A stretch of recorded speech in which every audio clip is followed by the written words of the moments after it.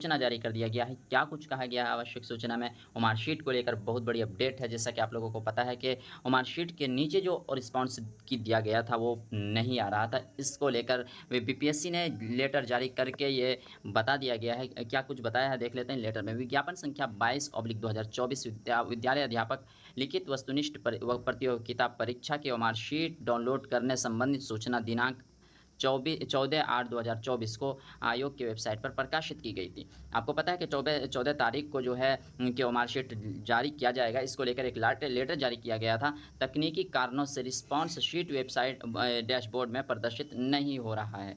जी, response sheet जो था, जो आपने क्या उसमें कौन सा टिक किया है वो नहीं दिख रहा है। अतः तकनीकी समस्या दूर होने के उपरांत रिस्पॉन्स शीट से संबंधित सूचना उपलब्ध करा दी जाएगी। अभ्यर्थी अपने स्वयं के डैशबोर्ड में लॉगिन करके अपना मार्कशीट डाउनलोड कर सकते हैं। तो कहीं ना कहीं तकनीक की ये समस्या है वो 1-2 दिन में कुछ क्या है जल्दी सही हो जाएगा। और वो फिलहाल यही अपडेट थी। तो फिलहाल मिलते हैं दूसरे वीडियो में, तब तक के लिए थैंक यू।